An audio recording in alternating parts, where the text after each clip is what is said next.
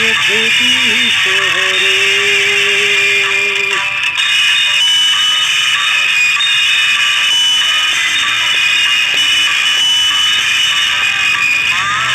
पिता तुम मेरे शरण पड़ मैं किसकी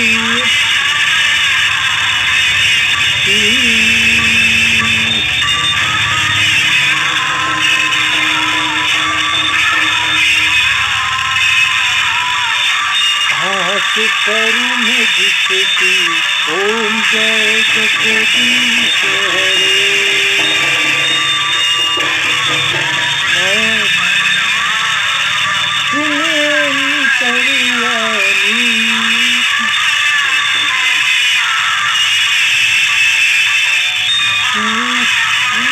परमेश्वर हरे ब्रह्म परमेश्वर सबके स्वामी। ओम जय जगदीश हरे। माँ के सागर तुम करता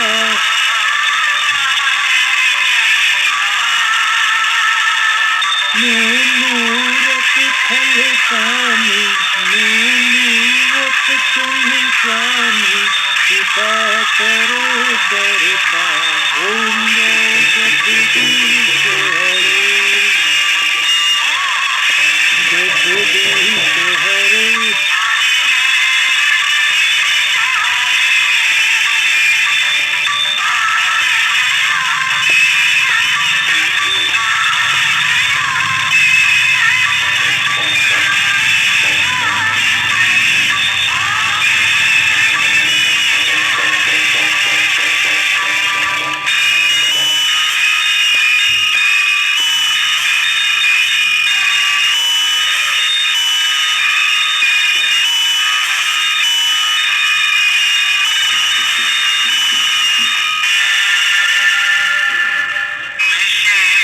कार मिटाओ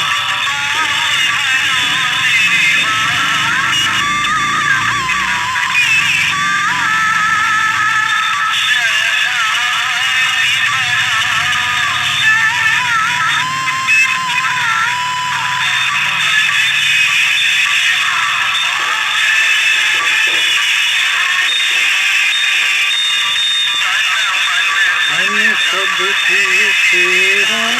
हम सब कुछ है तेरा। है तेरा। तेरा तुझको अर्पण। तेरा तुझको अर्पण लागे मेरा। जगदीश हरे।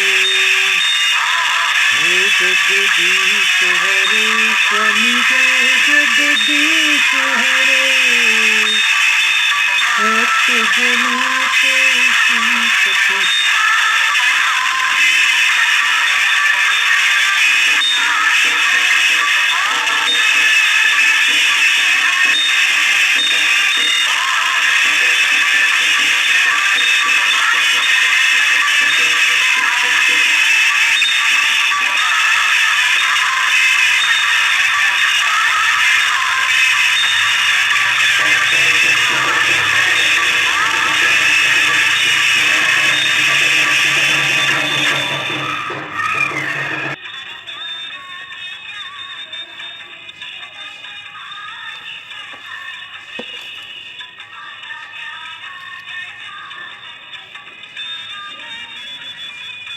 जय स्वामीनारायण प्रभु। जय स्वामीनारायण।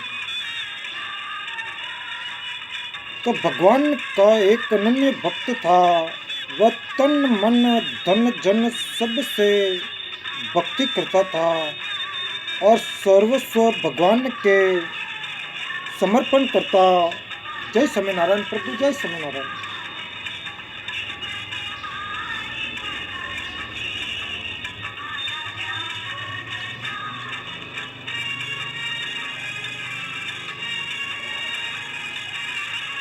समर्पण करके वह जो काम करता सब काम भगवान का ही समझ कर करता क्योंकि भगवान का काम समझकर करने से हर समय प्रसन्नता रहती है और थकावट भी नहीं आती।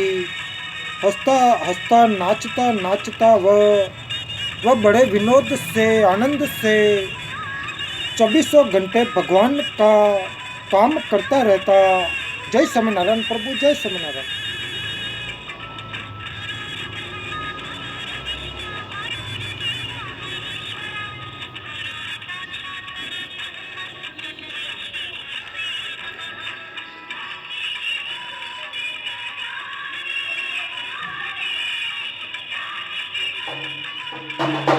2400 घंटे काम कैसे करता था, सोता था कि नहीं? अरे भाई, जैसे दिन में करता वैसे ही सपन में भी अपने को काम करता देखता। इसीलिए उसके 2400 घंटे काम चलता रहता। ऐसा था वह भक्त। इसीलिए भगवान ने साक्षात प्रकट होकर उसे दर्शन दिया और दर्शन देकर बोले कि तेरी जो इच्छा हो मांग।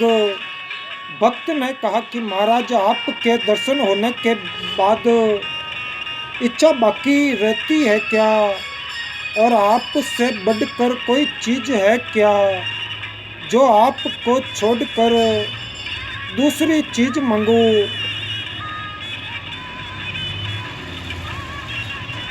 तो भगवान बोले कि तू जैसा कहता है सब ठीक है, परंतु मेरे संतोष के लिए कुछ भी मांग ले और मांग वही जो तुम्हें जचे। भक्त ने कहा कि ठीक है महाराज, आपने मेरे ऊपर ही भार दे दिया कि मेरे जो जचे वही मांग। तो मैं तो यही मांगता हूँ कि सबका उद्धार कर दे। भगवान बोले कि अरे सबका उद्धार कर दूँ तो इन सब का जो पाप है वो कौन भोगेगा? अपने पुण्य का तो त्याग भी किया जा सकता है कि मैंने जो कुछ भले कर्म किए हैं वे सब कृष्ण अर्पण मस्तु, सब भगवान के अर्पण है। और जितने अच्छे कर्म है उनको यदि आज भी हम भगवान के समर्पण कर दे तो खाता चूकता हो जाए। परंतु जो पाप कर्म है वे या तो प्रायश्चित से नष्ट होते हैं या भोग से अथवा साधन करने से। अन्यथा इनके पाप रहते हुए इनकी मुक्ति कैसे होगी? इनके पाप कौन भोगेगा?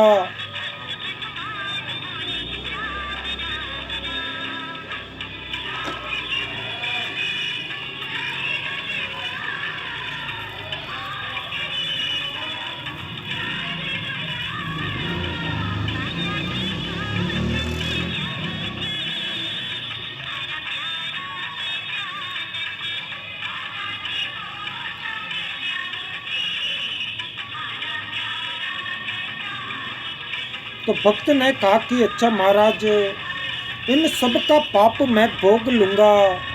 दुनिया में जितने प्राणी हैं उन सब को तो आप मुक्त कर दे और उनके जितने पाप है उन्हें मेरे जिम्मे लगा दे।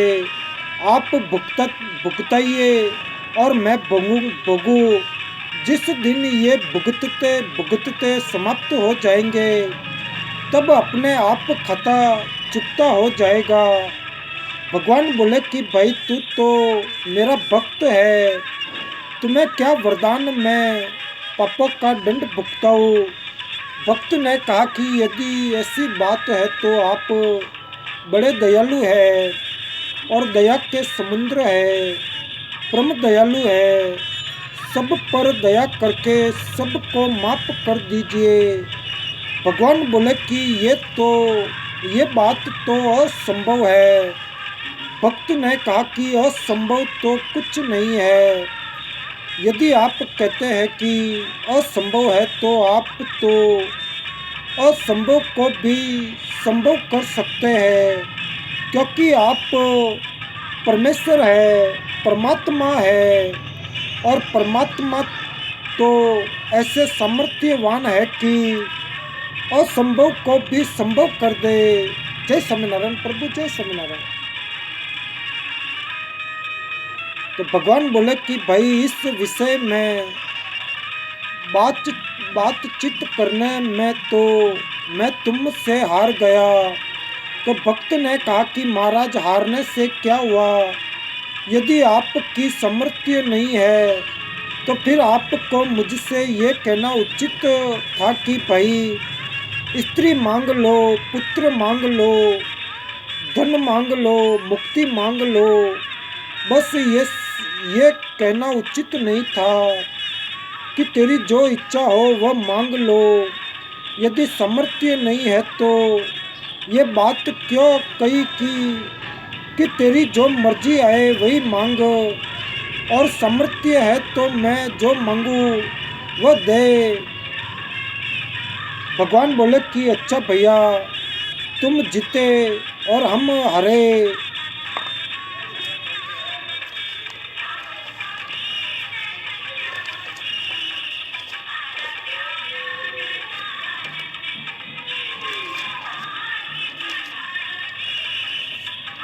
तो भक्त ने कहा कि महाराज, इस जीतने से क्या फायदा? मिली तो एक छदाम भी नहीं। मेरी हार भले ही हो, पर सबका कल्याण होना चाहिए। ऐसी जीत किसी काम की नहीं जिससे एक का भी कल्याण न हो। भगवान बोले कि अच्छा मनुष्य का मेरा दर्शन, स्पर्श, वार्तालाप, चिंतन, मेरे नाम का जप, ध्यान और किसी भी प्रकार से मेरा सत्संग हो जाने पर कल्याण हो जाता है। वही शक्ति, वही सामर्थ्य मैं तुझे दे रहा हूँ। तेरे भी दर्शन, भाषण, स्पर्श, वार्तालाप, चिंतन, नामोच्चारण से भी उस जीव का कल्याण हो जाए। तेरी जैसी इच्छा हो, जितना का उद्धार करना चाहे कर। इसके बाद भक्त विचार करने लगा कि भाई काम तो अपना बना नहीं, पर भगवान जो दे वही सही, मालिक की मर्जी। यदि मालिक की इच्छा सबका उद्धार करने की नहीं है तो जो दे वही ले लूँ। अंत में भगवान ने जो दिया वही उसने अपने लिए ले लिया। ये एक दृष्टांत है। पहले बात तो ये कही गई थी कि कायस्थ के जैसा अधिकार किसको मिले। कायस्थ को तो मिला 3 ही दिन, उससे ज़्यादा मिला राजा कीर्तिमान को, और उससे भी और ज़्यादा की जगह खाली है। यानी कि सबका उद्धार अभी तक नहीं हुआ। यदि उस खाली जगह पर कोई आ जाता तो हम सबका उद्धार हो जाता। उस प्रकार का अधिकार किसी को मिले। मैंने जो इस भक्त की कथा कही, इस भक्त जैसा जिसके हृदय का भाव हो उसको मिले, जिसमें ये भाव हो कि दूसरों के पापों का फल, दुख का भी दंड मुझे भुगता दो, तो इन सब का उद्धार कर दो। ऐसा दिल हो, इतनी उदारता हो, इस प्रकार का निष्काम भाव हो, ऐसा हृदय में त्याग हो, उनको ऐसा अधिकार मिलता है। ये जो उच्च कोटि की दया, सुहृद भाव है, इन्हें भगवान से भी बढ़कर हम कहे तो कोई आपत्ति नहीं, क्योंकि भक्तों की महिमा इसी प्रकार गाई गई है। जय स्वामीनारायण प्रभु, जय स्वामीनारायण।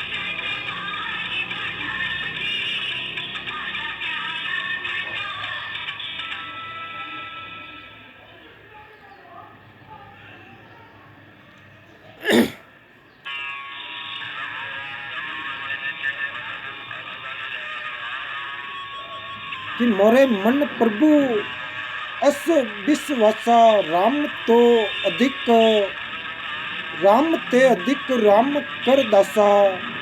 तो भक्तों की यही महिमा है कि जो दूसरों के कल्याण के लिए और उनके पाप भोगने के लिए तैयार है, एक मनुष्य का ही नहीं, सब दुनिया का। किंतु भगवान भी अपने भक्त को कैसे भुगताए, वह तो उसकी बात रखनी ही थी। भगवान को भुगताना थोड़े ही था, भगवान तो परीक्षा लेते हैं, भगवान तो कसौटी पर चढ़ाकर कसने के लिए ऐसा करते हैं। अब शुरू में जो भगवान के प्रेम की बात उठाई थी, वह तो रह ही गई है। तो ये भी सब भगवान के प्रेम के ही अंतर्गत अब खास प्रेम की बात बतलाई जाती है कि गोपियों में सबसे बढ़कर राधिका जी है। उनका जो भाव था, उसका ज्ञान वर्तमान के मनुष्यों में देखने में नहीं आता। ऊपर का दिखाने का तो बहुत आता है, किंतु राधा जी का जो असली भाव है वह छिपा हुआ है। श्री राधा भाव जैसा आविष्कार अभी तक नहीं हुआ। आज से लगभग 5000 वर्ष पहले वक्त में जब भगवान श्री कृष्ण जी ने अवतार लिया था, तो गोपियाँ थी, राधिका जी थी। उस समय वह प्रेम का भाव एकदम प्रत्यक्ष प्रेम मूर्तिमान होकर नाच रहा था। यदि कहे कि उस समय मूर्तिमान होकर नाच रहा था, तो इस समय क्यों नहीं नाच रहा। जय स्वामीनारायण प्रभु, जय स्वामीनारायण।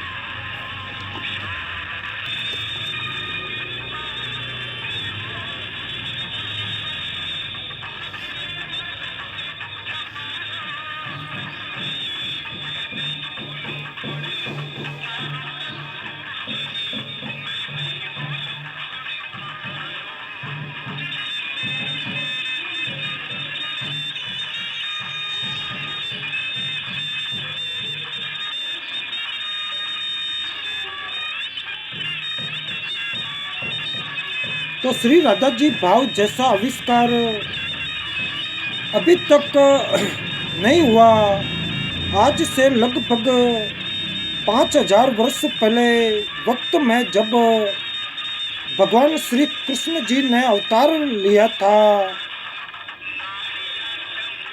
तो गोपियाँ थी, राधिका जी थी। उस समय वह प्रेम का भाव एकदम प्रत्यक्ष प्रेम मूर्तिवान होकर नाच रहा था। यदि कहे कि उस समय मूर्तिवान होकर नाच रहा था, तो इस समय क्यों नहीं नाच रहा है। उस समय साक्षात भगवान ने अवतार लिया था। यदि इस समय भी भगवान आए तो शायद वैसा हो जाए। और दूसरी बात यह है कि उस समय केवल भगवान का ही अवतार नहीं था, भक्तों का भी अवतार था। गोपियाँ कौन थी? किसी का कहना है कि वाल्मीकि आदि मुनि गोपियों के रूप में प्रकट हुए। किसी के मत में वेद की त्रुटियाँ थी। कोई कहते कि भगवान के परम धाम में निवास करने वाले भक्त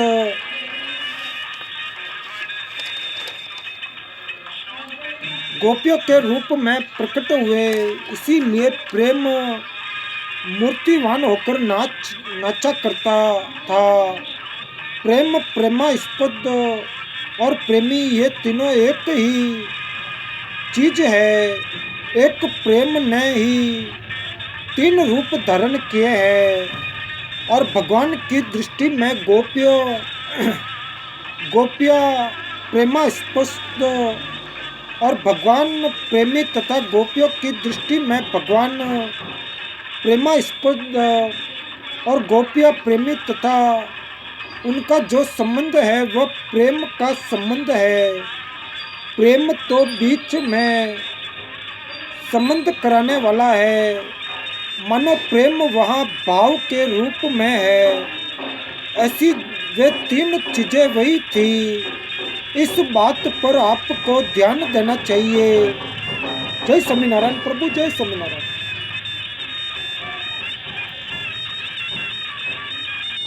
उस समय भगवान स्वयं प्रकट हुए थे और उनके परिकर भी साथ आए थे।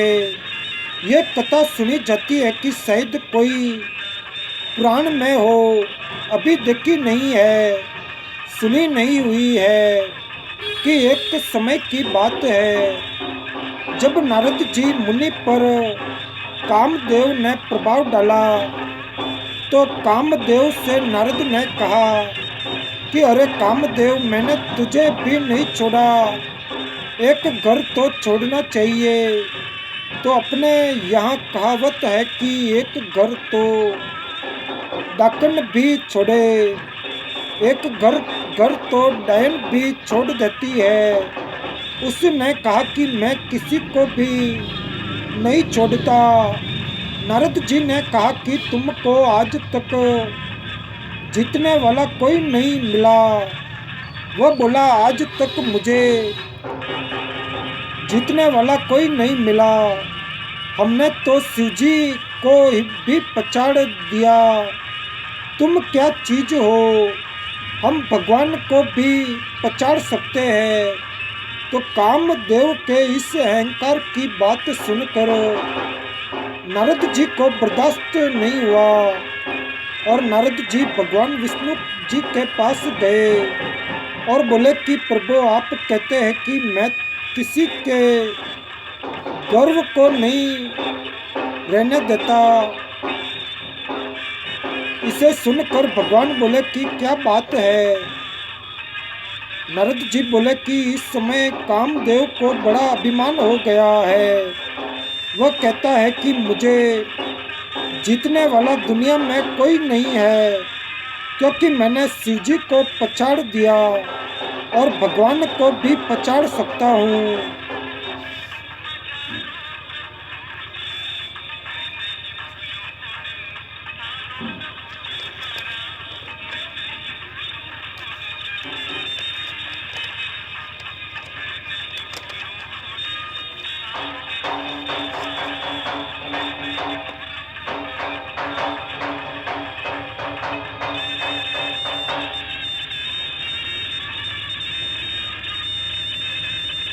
तो भगवान बोले कि अच्छा नारद, तुम जाओ उससे कह दो कि विष्णु भगवान ने कहा है कि मैं तुम्हें जीतूंगा। कौन सी लड़ाई करना चाहते हो, मैदान की या किले की? किले की लड़ाई का ये मतलब है कि जैसे कोई वन में गुफा में जाकर आज जन्म ब्रह्मचार्य का पालन करे तो वह है किले की लड़ाई। और मैदान की लड़ाई ये है कि स्त्रियों के बीच में रहकर कामदेव को जीत ले, ये है मैदान की लड़ाई। तो नारद जी ने कहा कि ठीक है नारद जी। नारद जी ने ये बात जाकर कामदेव से कह दी। नारद की बात सुनकर कामदेव ने कहा कि मुझे कोई किले की लड़ाई में भी नहीं जीत सकता, फिर मैदान में तो जीत ही कौन सकता है। तो कामदेव की ये बात नारद जी ने जाकर भगवान से कही। जय स्वामीनारायण प्रभु, जय स्वामीनारायण। तो भगवान ने कहा कि नारद जाओ, तुम उससे कह दो कि कृष्ण अवतार में मैं तुमसे मैदान की लड़ाई लड़ूंगा और तुम्हें जीतूंगा। तुम सावधान हो जाओ। भगवान ने ये बात नारद जी से कहलवाकर कामदेव को सावधान कर दिया। फिर भगवान ने अवतार लिया। अवतार लेकर 16,108 रानियां ब्याही। कहा जाता है कि जिनसे लाखों पुत्र हुए और गोपियों के साथ बहुत ही प्रेम किया। इसमें स्वीक्रिय और परकीय दोनों बातें दिखलाई है। जैसे रुक्मणी आदि है, उनका माधुर्य प्रेम स्वीक्रिय था और गोपियों का माधुर्य प्रेम परकीय था। वे दूसरों की स्त्रियां थी और उनका भगवान में सखापन का प्रेम था। जैसे पुरुष का हो ऐसा प्रेम था। और उन अपनी धर्म पत्नियों के साथ में सहवास था। उनमें प्रधान रुक्मणी थी और इनमें प्रधान श्री राधिका जी थी। इनमें प्रधान 8 सखियां थी और उनमें प्रधान 8 पटरानियां थी और बहुत हजारों गोपियां थी और हजारों रानियां थी। उन दूसरे पुरुषों की स्त्रियों के साथ रहकर ये पतिव्रता सिद्ध करके दिखला दी। कामदेव के मद को एकदम चूर कर दिया। जय स्वामीनारायण प्रभु, जय स्वामीनारायण।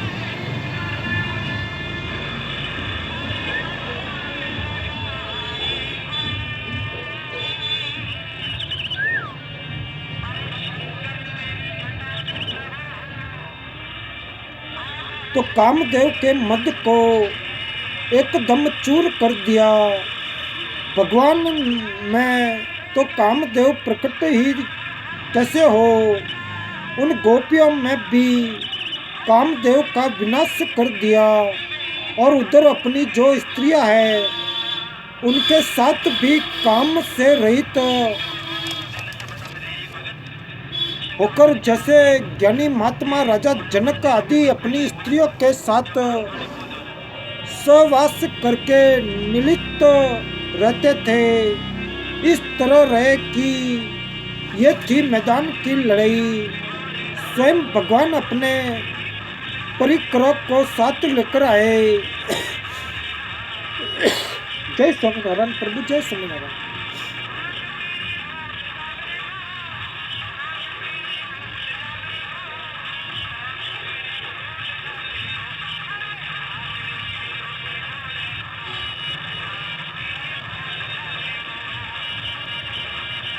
तो स्वयं भगवान अपने परिकरों को साथ लेकर आए, क्योंकि कामदेव का मद चूर करना था। कामदेव के मद को चूर करने के उद्देश्य से भगवान ने अवतार लिया और वह प्रेमा अवतार हुआ। प्रेम की मूर्ति, सभी प्रेम की मूर्ति भगवान का तो ये धैर्य था कि जो कुछ भी लीला चेष्टा करनी है सब नीति युक्त, धर्म युक्त, शास्त्र युक्त, शुद्ध और पवित्र करनी है और प्रेम खूब बढ़ाना है। प्रेम बढ़ाने के लिए ही भगवान ने ब्रह्मा जी के ऊपर पर्दा डालकर उनकी बुद्धि को मोहित कर दिया और ब्रह्मा जी ग्वाल बाल और बछड़ों को चुरा कर ले गए। फिर भगवान ने ही अनेक रूप धारण किए। अनेक रूप धारण करके भगवान ने उस समय ऐसा प्रेम का प्रभाव बढ़ाया कि पशुओं में भी प्रेम का प्रभाव वह चला। तो मनुष्यों में ही नहीं, वृक्षों में भी। वृक्षों में जैसे बिना ऋतु के फल लगना और भगवान को देख कर रस बहाना, यहाँ तक प्रेम दिखाया कि गाय भी बछड़ा बने हुए भगवान को दूध पिलाने लगी। इस में कोई आश्चर्य की बात नहीं। क्योंकि भगवान प्रेम की मूर्ति है और भगवान के कारण गो में यदि प्रेम का प्रादुर्भाव हो जाए तो इनमें कोई आश्चर्य की बात ही नहीं। किंतु जो 2 वर्ष का बछड़ा है, 4 वर्ष का बछड़ा है, मतलब कि 1 वर्ष का, 2 वर्ष का, जिन्हें गायों के दूध पिलाना छोड़ दिया है, उनसे भी गाय प्रेम कर रही है। ये बात देखकर बलदेव जी को बड़ा आश्चर्य हुआ और बोले, ये तो अप्रकृत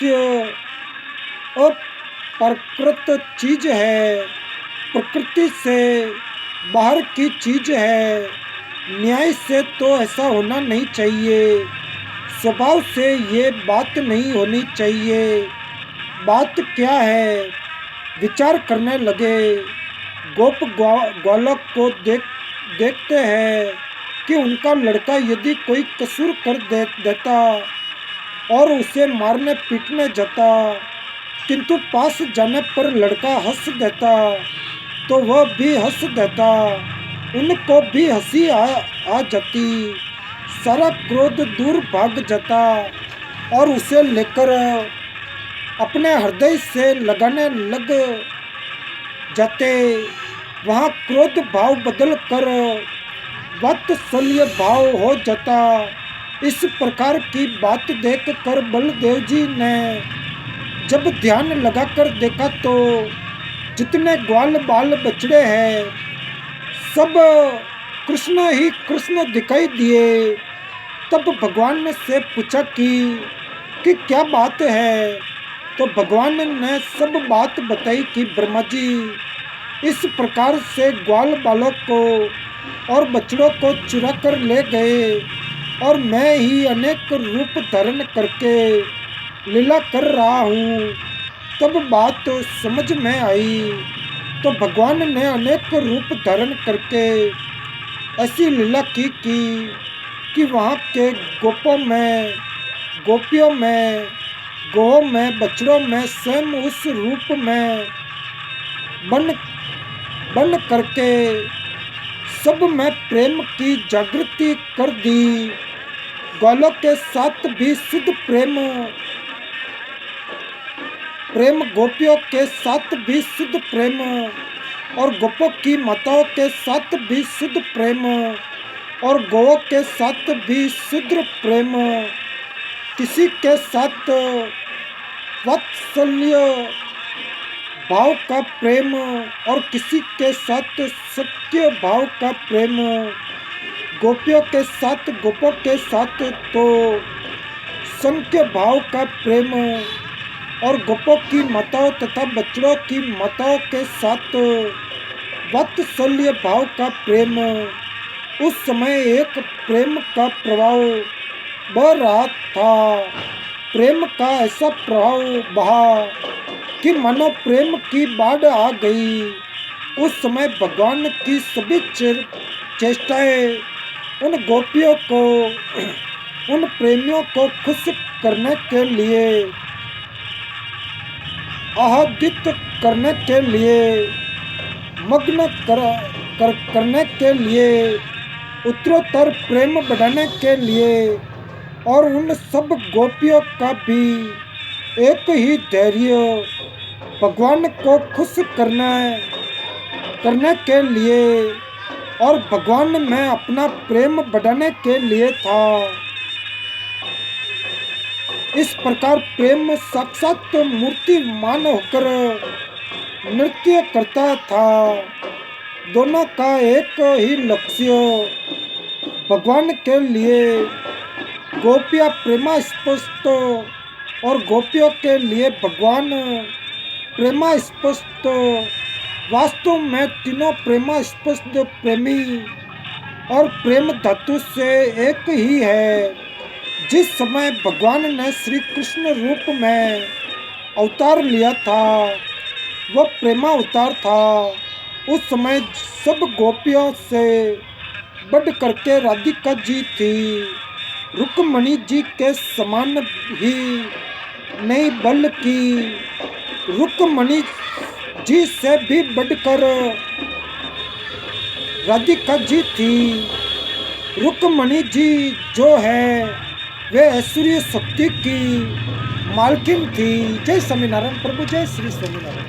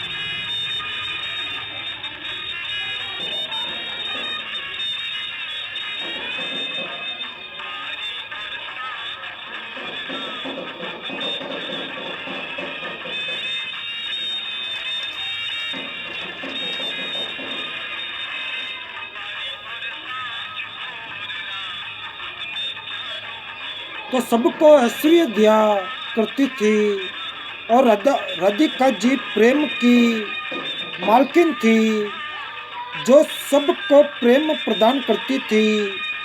श्री राधिका जी का प्रेम का ही अवतार थी। प्रेम ने ही श्री राधिका जी का रूप धारण किया और प्रेम ने ही श्री कृष्ण जी का रूप धारण किया।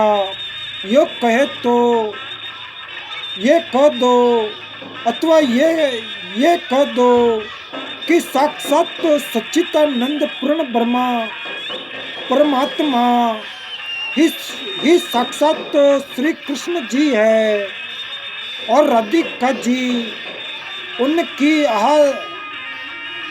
दिनी शक्ति थी।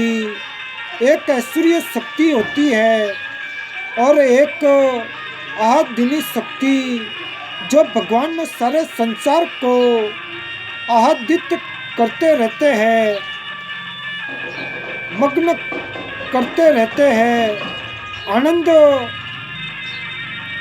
और प्रेम का दान करते रहते हैं। उन दुनिया को आनंद देने वाले को आनंद और प्रेम प्रदान करने वाले को प्रेम प्रदान करने वाली शक्ति का नाम है आदिनी शक्ति। इस प्रकार उन राधिका जी का अवतार आदिनी शक्ति का अवतार था। इसीलिए उस वक्त प्रेम मूर्तिवान होकर नाचा करता था। इस जमाने में तो उसकी छाया भी नहीं, फिर भी उस बात को लक्ष्य करके आप लोगों के सन्मुख जो बात कही जाती है वह बात पूरी नहीं कही जाती। जय स्वामीनारायण प्रभु, जय स्वामीनारायण।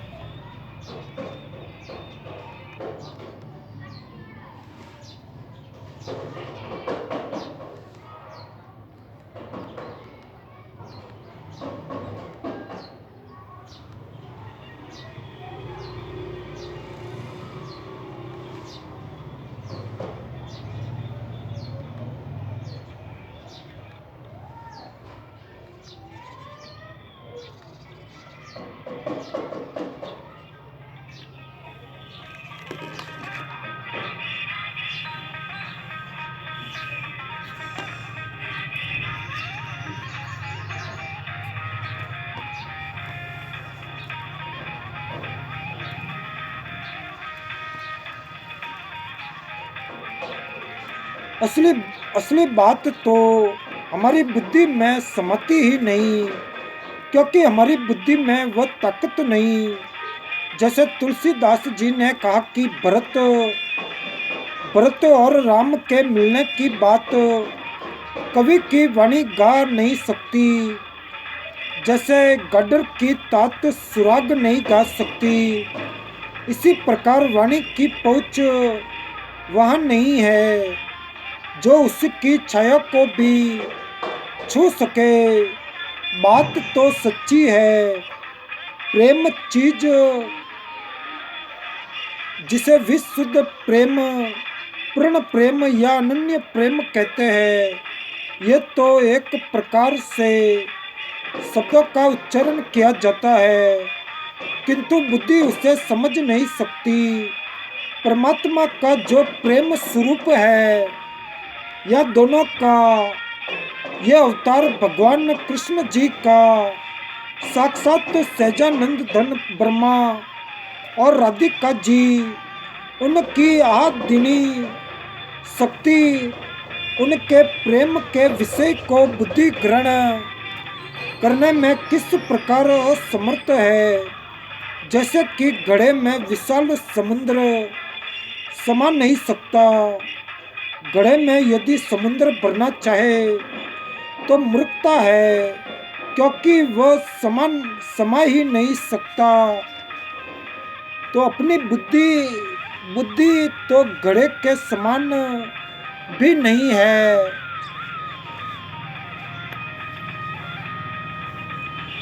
बुद्धि में जो बात आती है वह तो स्पष्ट नहीं हो पाती। उस प्रेम का आविष्कार करना तो बहुत दूर है। उस प्रेम को किसी उदाहरण से गढ़ कर बतलाया नहीं जा सकता। मन की भी शक्ति गढ़ने की नहीं।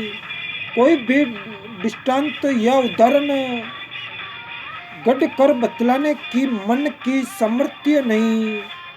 बुद्धि में समझने की जो बात है, उसका मन कोई दृष्टांत या उदाहरण का रूपक नहीं बांध सकता। उसके जितने नजदीक पहुंचकर जितना भी उसका रूप का बाधक बांध दे, पर एक क्षण में समझो कि एक सेकंड में जो उस रूपक का चित्र आता है, उसका वर्णन किया जाए तो घंटों ही लग जाए।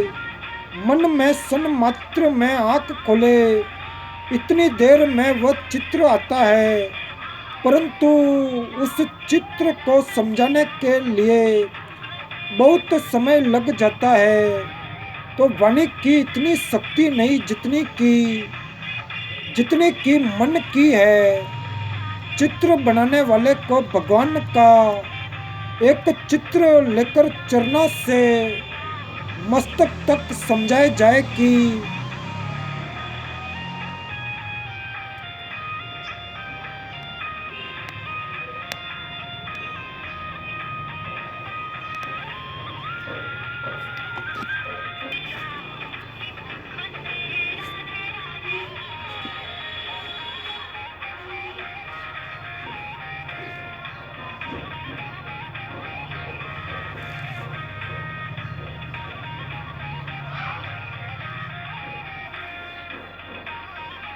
तो वाणी की इतनी शक्ति नहीं जितनी की मन की है। चित्र बनाने वाले को भगवान का चित्र लेकर चरणों से मस्तक तक समझाया जाए कि चरण ऐसे है, हाथ ऐसे है, तो वह आंखों के सामने क्षण भर में दिख रहा है। आंख खुले और मिचे, इतनी देर में वह चित्र दिख रहा है, परंतु वाणी के द्वारा उसे समझाया जाए तो कितनी देर लगे, बहुत देर लगे। वह भी किसी एक कागज का चित्र वह कैसे समझाए, ये तो अलौकिक है। प्रश्न होता है कि फिर इस विषय में अपने को क्या करना चाहिए। अपने को तो यही करना चाहिए कि भगवान श्री कृष्ण चंद्र जी का जो स्वरूप है, अथवा जिसका जो इष्ट देव है, चाहे भगवान शिव हो, चाहे भगवान श्री राम हो, चाहे भगवान विष्णु हो, इस विषय में कोई फर्क नहीं। इसीलिए प्रकरण वश श्री कृष्ण जी की बात कही है कि भगवान श्री कृष्ण चंद्र जी का जो स्वरूप है संसार में जितने बढ़िया से बढ़िया श्री कृष्ण चंद्र जी के चित्र मिलते हैं, उनमें से भी जो बढ़िया से बढ़िया अपने को मिले, अपनी बुद्धि जहाँ तक पहुँच सके, अपनी बुद्धि से जो बढ़िया से बढ़िया चित्र लगे वह लेकर उस चित्र के आधार पर भगवान के स्वरूप को देखे। आधार पर कहने का मतलब उस चित्र को, जय स्वामीनारायण प्रभु, जय स्वामीनारायण,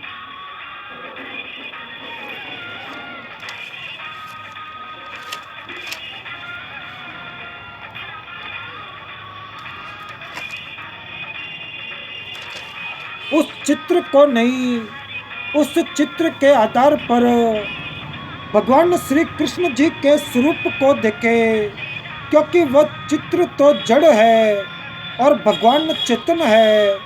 जैसे समझो कि मेरा ये शरीर और भीतर में आत्मा है, ऐसे ही किसी ने मेरा चित्र उतार लिया और वह सामने लाकर रखा। चित्र में और मेरे में अंतर है, क्योंकि मैं तो बोलता हूँ, बात करता हूँ, तो चेतना से हिलता डोलता हूँ, आँख के संकेत से बतला सकता हूँ, और वह मेरा चित्र कैसे बतला सकता है? उसमें तो कोई हाव भाव आदि कुछ भी नहीं है। मेरा और उसका जो अंतर है, इसी प्रकार भगवान के चित्र में और भगवान में अंतर इतना ही नहीं है, बल्कि बहुत ज़्यादा है। भगवान में और भगवान के चित्र में अंतर ज़्यादा कैसे है? जय स्वामीनारायण प्रभु, जय स्वामीनारायण।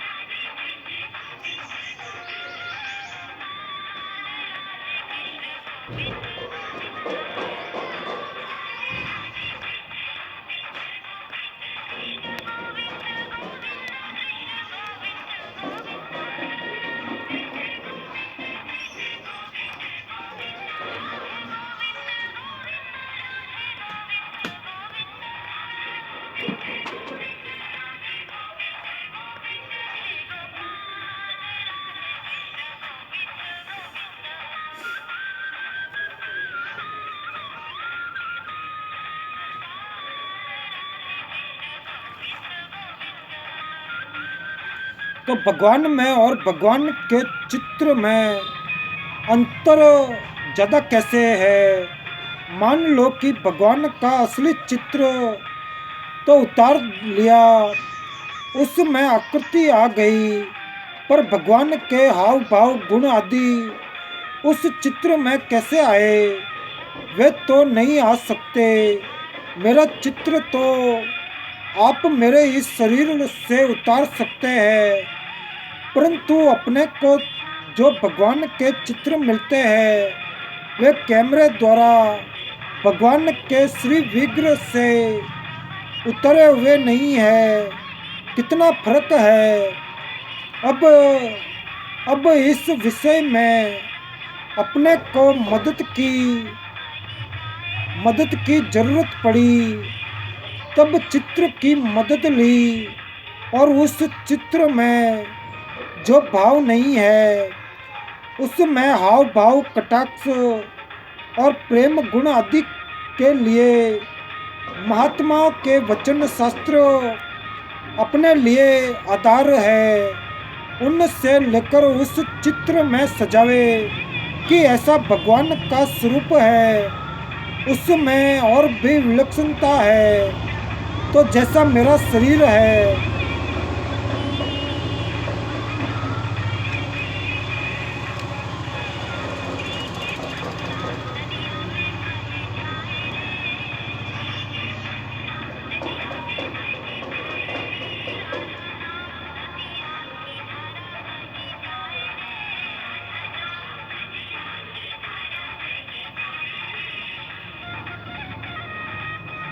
कि मेरा शरीर तो चेतन नहीं है, पर मेरे भीतर की आत्मा चेतन है। शरीर छत्र और वह क्षत्रज्ञ है, किंतु भगवान का तो शरीर भी चेतन है, वहाँ सब चेतन है। भगवान का शरीर भी चेतन नहीं। उनके ऊपर जो आयुध या उनके ऊपर वस्त्र आभूषण माला आदि जो भी कुछ है, वे सब भी चेतन है। इसीलिए उनमें बहुत अंतर है। ये सारी बातें उनमें अपने मन से माने और मान करके ऐसा स्वरूप देखते ही रहे। यदि कहो कि ये हो मान्यता तो आप कहते हैं, पर ऐसी मान्यता कि हम अपने में पूर्णता कैसे ले आए। शुरू में इसके लिए इस प्रकार होना चाहिए। जब अपने नेत्रों से चित्र को देखे तब उसमें ये ताकत नहीं रहे कि नेत्र वहाँ से हटा सके। यदि भगवान ही नेत्रों से ओझल हो जाए, अंतर्धान हो जाए, तो उपाय क्या। परंतु अपनी ये सामर्थ्य नहीं रहे कि अपने नेत्रों को हटा सके। दूसरी बात ये कि पलक नहीं मार सके, एक टक ही देखे। तीसरी बात ऐसा विचार करे कि मानो आपस में अपनी दृष्टि से भगवान को देख रहे हैं, भगवान को देख रहे हैं। जय स्वामीनारायण प्रभु, जय स्वामीनारायण।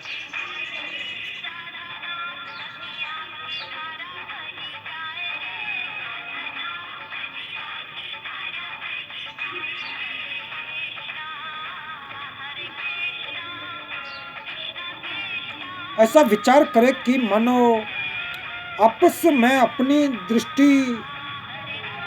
दृष्टि से भगवान को देख रहे हैं और भगवान अपने को देख रहे हैं। पर इस पर में जो दृष्टिपात है, उस दृष्टिपात में जो आदान प्रदान है, वह प्रेम ही है। और प्रेम का तो कोई आकार नहीं होता, वह प्रेम तो प्रेम ही है। जब वह प्रेम नेत्रों की वृत्ति के द्वारा अचल हो जाए और नेत्र भगवान की तरह और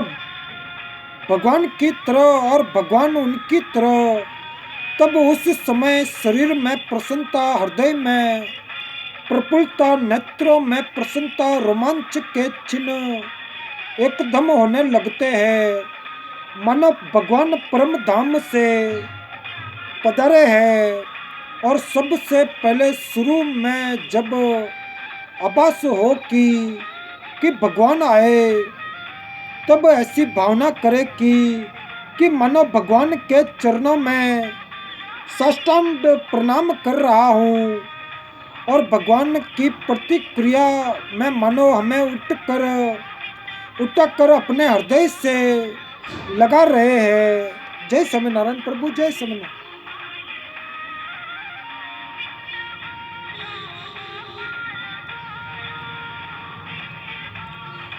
उठाकर भगवान राम ने अपने हृदय से लगा लिया। इसी प्रकार हम श्री कृष्ण जी के चरणों में गिर गए और भगवान श्री कृष्ण जी ने उठाकर अपने हृदय से हमें लगा लिया। तो हमने भगवान के चरण स्पर्श किए और भगवान ने हमारा आलिंगन किया। दोनों क्रियाओं में ही भगवान के दर्शन के बाद स्पर्श हुआ। स्पर्श होने के बाद फिर आपस में बातचीत के समय उस आश्चर्य को देख कर कि भाई, कहाँ तो मैं और कहाँ भगवान। कितने आश्चर्य की बात है। और भगवान की कृपा को, भगवान के प्रेम को, दया को, इनको देख देख कर आश्चर्य के साथ साथ प्रसन्नता, आनंद में मग्न हो जाए। थोड़ी देर तो आपस में बातचीत में वाणी बोल नहीं सके। उसके बाद धैर्य धारण करके बातचीत करे। जैसे जैसे सुती सन जी की अवस्था हो गई। सुती सन जी की भगवान को देखकर मग्न होकर चरणों में गिर पड़े। और थोड़ी देर बोल ही नहीं सके। फिर उसके बाद भगवान की स्तुति की। इस प्रकार से साधन अवस्था में भगवान की स्तुति की। और फिर भगवान से वार्तालाप, जैसे हम लोग बातचीत करते हैं ऐसे भगवान से बातचीत। इस अवस्था में भगवान से स्वयं प्रश्न करे कि आपका दर्शन सुलभ कैसे है। तो भगवान कहते हैं कि प्रेम से है। फिर पूछे प्रेम सुलभ कैसे है। तो वे कह रहे हैं कि श्रद्धा से है। इस प्रकार अपने मन में जो आवे वैसी ही बातचीत करे। उस वक्त जो स्फुरना हो, जो बातचीत की भावना हो, जैसे भगवान अपने श्री विग्रह से उत्तर दे रहे हैं और भगवान के वो होठ हिल रहे हैं, बोल रहे हैं, जवाब दे रहे हैं और हम उनको सुन रहे हैं। जो सुन रहे हैं वह भी इस स्थूल शरीर से नहीं सुन रहे हैं, बल्कि अपना भी शरीर मानसिक है और भगवान का शरीर भी मानसिक है। जय स्वामीनारायण प्रभु, जय स्वामीनारायण।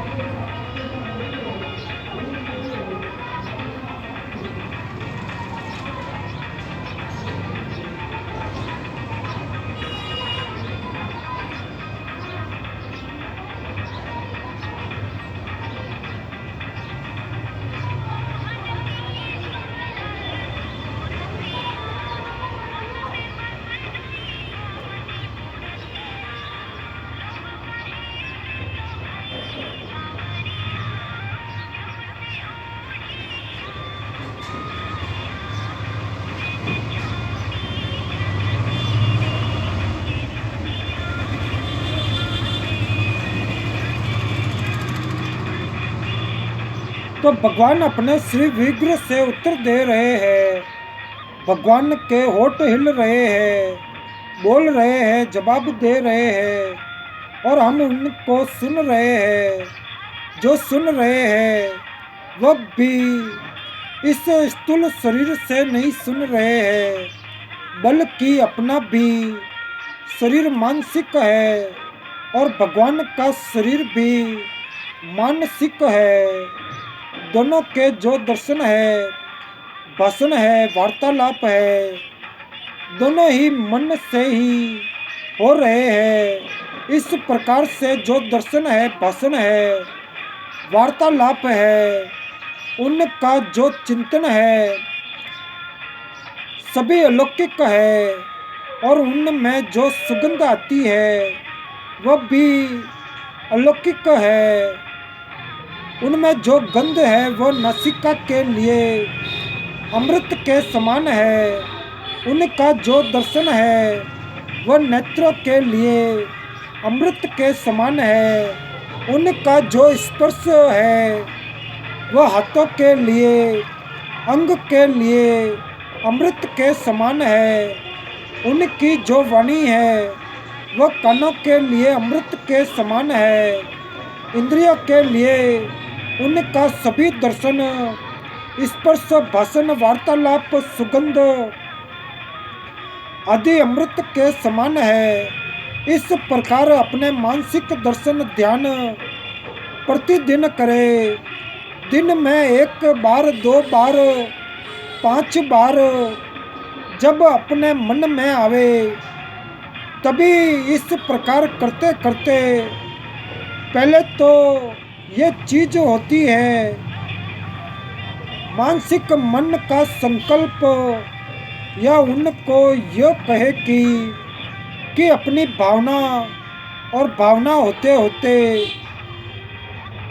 वह भावना आगे जाकर दृढ़ हो जाए तो फिर भावना नहीं रहती, वह प्रत्यक्ष की तरह अकल्पित बात हो जाती है। जय श्री राम प्रभु, जय श्री